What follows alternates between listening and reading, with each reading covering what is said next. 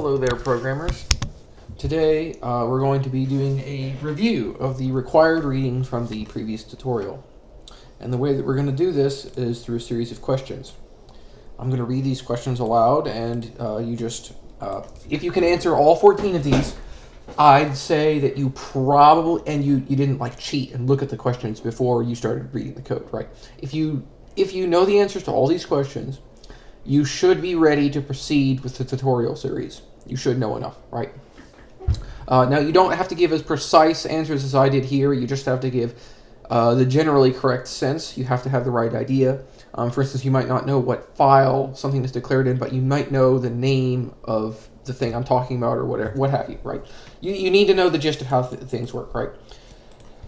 So the first question is, what struct is used for storing functions, methods, global variables, and local variables? This is an AST node. What AST node struct is used? That's question one. Do you have your answer? Okay, remember your answer. Write it down somewhere in like Notepad or something. Question two. How/when is the code validator invoked? If you don't know what the code validator is, I'd say you failed this question, but if you do know what the code validator is, just say here, when is it called, right? It's only called in two different ways, and one of them is from the main parser, and one of them is from compile time code. I'd say you really need to know the one where the parser calls it, but you should know both. You should know both. Question three. What is the data field of strll used for? The strll struct, strll. What is this? What is the data field used for? Question four. What is the strll struct used for? What is it? What does it mean? What does it do? Question five. What entry points for codegen code exist? How/where does the compiler call codegen code? That's question five. Question six. Where is it valid to use the predecl keyword? And for this, you just, it would be nice if you gave a precise answer of where you're allowed to actually type the keyword. But if you just give the general sense of where the keyword is used, that's good enough. Question seven. Is EQ a keyword, toke_keyword, an operator, toke_operator, or both? The token, right? If this is tokenized, it will be a keyword or an operator. Question 8. How does codegen code access the parsed AST? Right, so how does compile time code access the parsed AST? That's this question. Question 9. What is the relationship between peak and next in the parser? I actually explained this in a previous tutorial, so you should just know the answer to this if you've paid any attention. Question 10. When is peak allowed to return null? What does it mean if peak returns null? Question 11. What is the general process of parsing a function definition, not predeclaration? Question 12. How are constant, integer, and float expressions used in the language? Question 13. Is it possible to initialize a global variable with the address of an object? Question 14. Where are all global symbols, functions, methods, variables, data statements stored? Okay, that's the questions. There's only 14 of them. Now we're going to have this open here. I'm going to zoom out so we can read them all. Right. Actually, you know what? Let's just have this open. Let's make it big so you can read it. And then what we'll do is we'll have this open here on the side, and then we'll scroll down, and then we'll look at these when we need to. So the answer to question one is symdecl, the symdecl struct. That is the struct used for storing functions, methods, global variables, and local variables. Also called CG symdecl in the reflection library. The answer to question two. How/when is the code validator invoked? The code validator is invoked from the main parser in parseIf body after a function's body has been parsed. Also, it's also used in built-in validate function, right? If we go to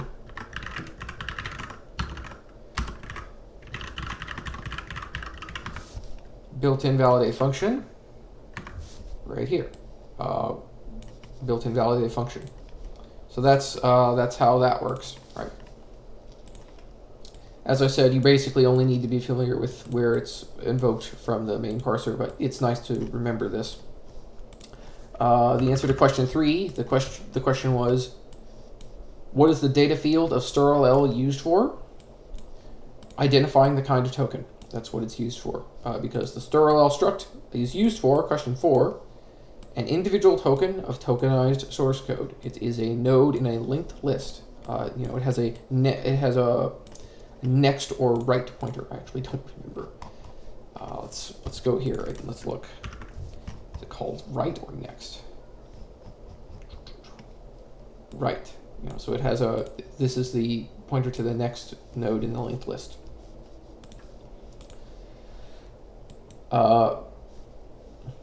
Question 5 was, what entry points for codegen code exist?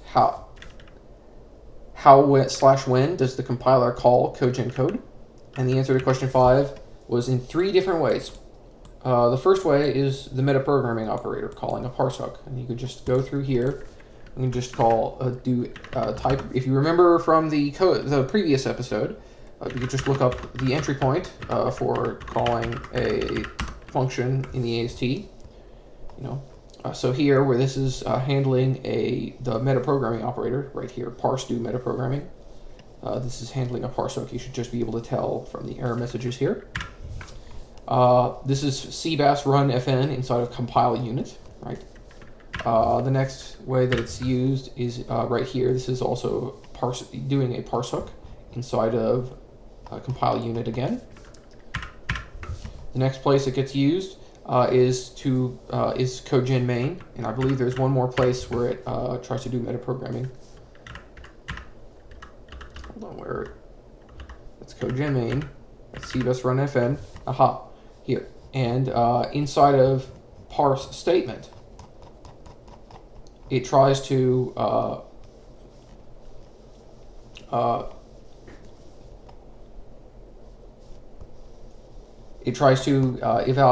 expand out into a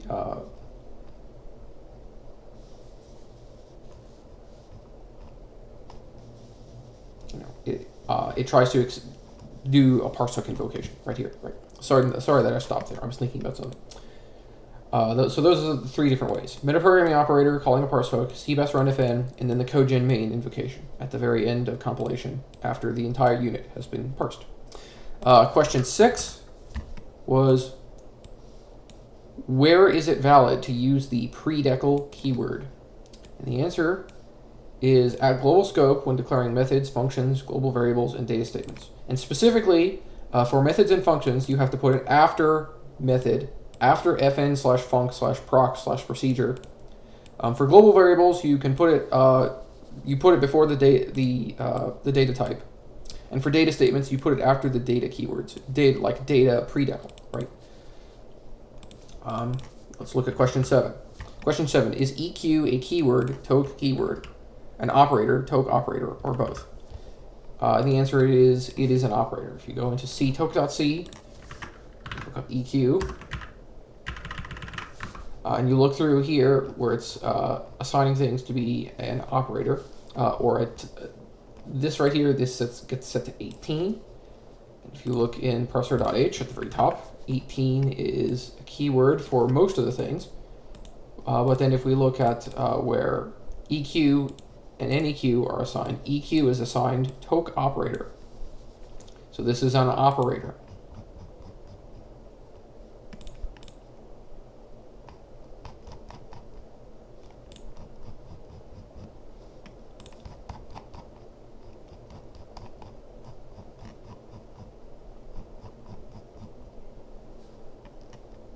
Anyway, so that's how this is assigned, right? And you should be familiar roughly with how things are classified, like strx, strnec, EQ, and NEQ. These are operators.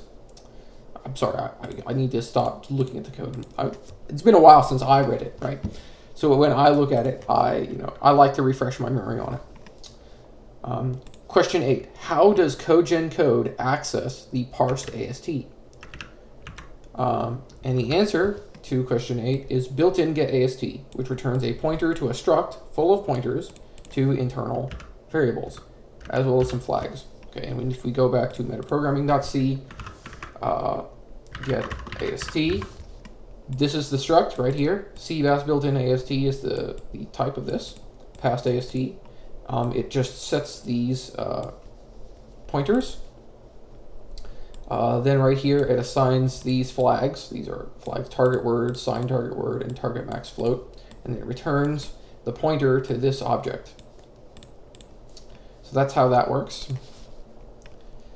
Question 9. What is the relationship between peak and next in the parser? Let's expand this out. What is the relationship between peak and next in the parser? And the answer to question 9 is next. The next is a strll pointer variable, which holds the value returned by the peak function. We can see this in here. Peak. Right here, this is the peak function. This right here, this is the thing that checks to see if peak is guaranteed to not be null and next is null. It gives an error. Otherwise, it returns the value of next. Then here's getNext, and this literally returns the address of the next variable. So next is a variable, and peak is a function which returns the value of that variable. Question 10. When is peak allowed to return null? What does it mean if peak returns null? Now, hold on, let me fill in the rest of this answer. I actually didn't answer this last thing, right? In general, peak is only allowed to return null when we're not in the middle of defining an object at global scope. If peak returns null, that means the compilation unit is ended. All right, so if peak returns null, parsing is over, the compilation unit has been parsed, and codegen main should be executed. That's the answer to question 10. So question 11, let's go to question 11. What is the general process of parsing a function definition, not predeclaration? Wait, let me explain this first. Let me show you guys how you could have learned the answer to question 10. So if you go to parser.c and you go to the very top of the file, right here, this variable here, peak always not null. This is a flag that says whether or not that error should print out that we saw if the value of the next variable is null when peak is called. So if we just look up peak always not null, and we see when it is checked here inside of peak, and when it is set, we will see that it is set to 0 when we're compiling the unit, and then it is set to 1 basically any time that we're doing something where we expect more tokens. So for instance, here we expect an integer constant after this, and right here, so we set peak always not null to 1. Then we start peaking. We parse this, and we set it back to 0. Then we, we'll see this pattern over and over for each one of these kinds of things, right? Right here, parsing a data statement, struct, decl, right? Function, method, and a global variable declaration. And if peak is null right here, then we,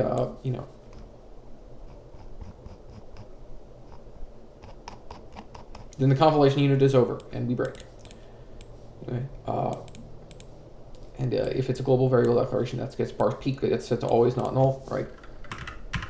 And that's the last usage of the unit right here, right? So anywhere else, peak always not null is always set.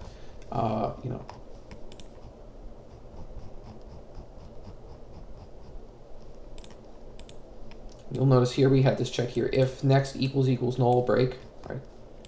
After out of each one of these things, we continue.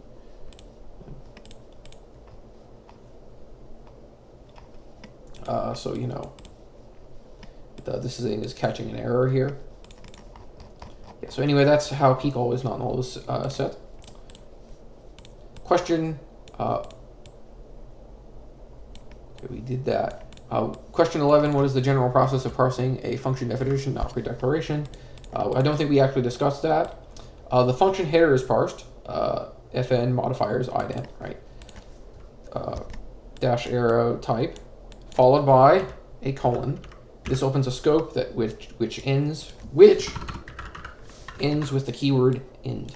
Okay, we can actually see that inside the parser, right? Parse underscore fn. This function right here.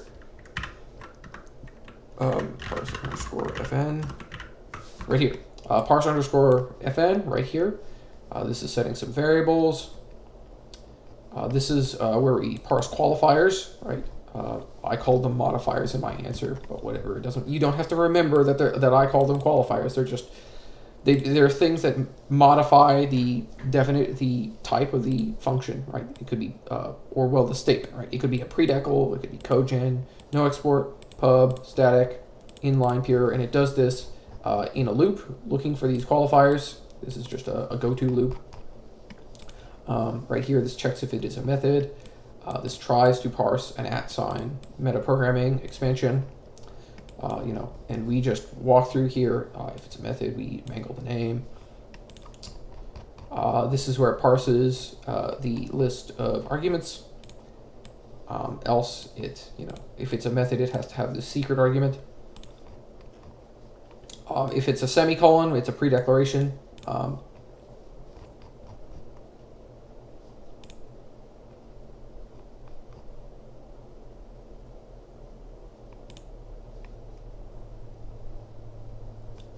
Cannot define in predeclaration. Yeah, and anyway, and then if we scroll down here,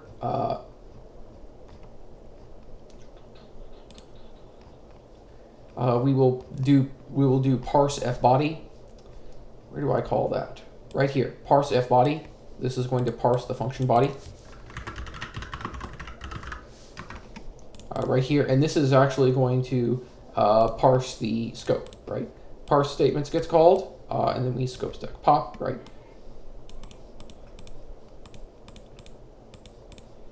So we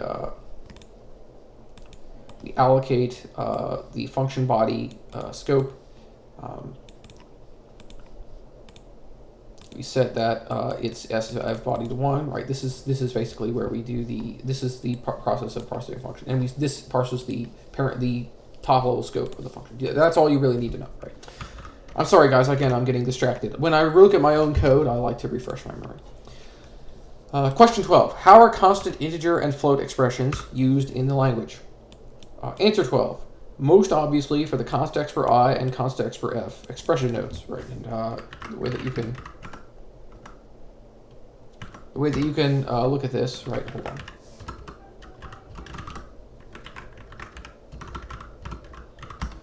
It's right here, const for.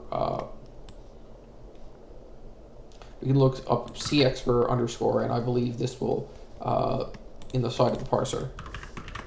We can find out all the places it's used. First of all, it's used in parse type, when we're parsing an array length. It's used when we're defining a global variable.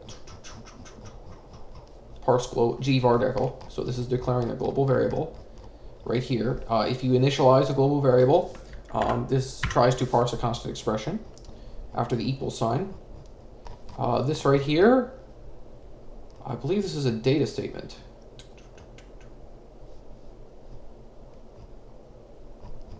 Yes, the data statement also uses the constant expression parser.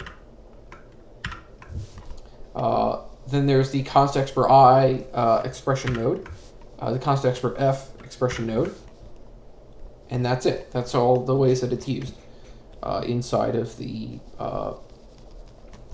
parser, inside of the entire compiler. Actually, I think. If there is another, by the way, if any of these answers are wrong, if I actually got it wrong about my own code base, you can count yourself an expert. If you got it. Question 13. Is it possible to initialize a global variable with the address of an object? Right. Let's get the entire question on screen. Is it possible to initialize a global variable with the address of an object? The answer to question 13 is no. There's no way to do that. The equal sign accepts a constant expression, and that constant expression cannot be, it cannot have like ampersand, another symbol after it, or anything like that. No. Question 14, the last question. Where are all the global symbols, functions, methods, variables, data statements stored? They are stored in a giant vector of simdecl star, i.e., there's a variable declared simdecl star star, declared at global scope in data.c. So basically, in data.c, this is where most of the AST lives.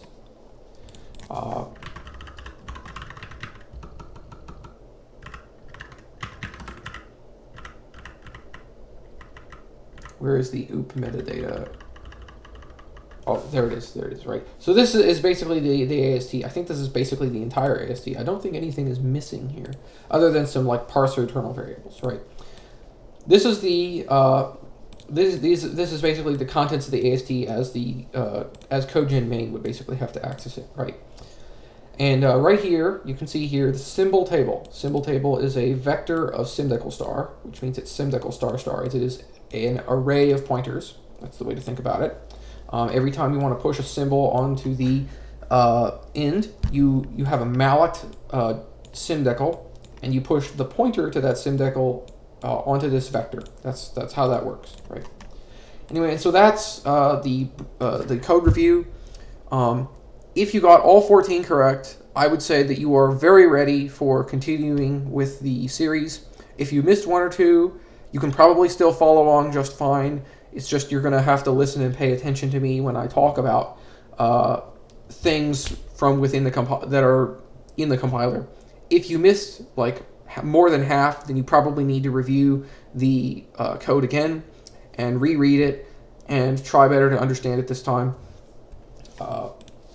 And if you only got a few correct, then you really need to do reading, right? You probably need to review a few times, at least until you have these answers like down and you remember them, right? You should be able to remember just off the top of your head the answers to these questions. When I wrote these answers, yeah, I didn't really have to think about it very much at all.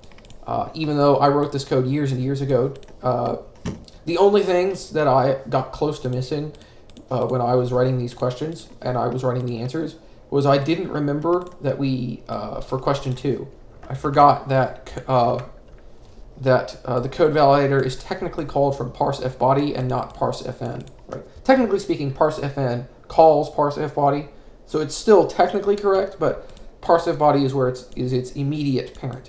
So that's that, right? So I basically got a perfect score doing this, right? And also another thing that I almost forgot was that I forgot that there was a way that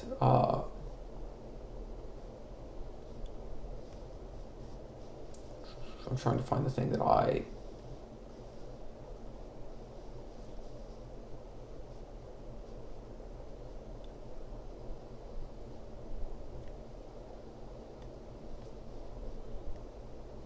this, right? I forgot this when I was originally writing the answer to question 2. So if you forgot this, you know, then you're about as knowledgeable as me, right? I forgot this, right?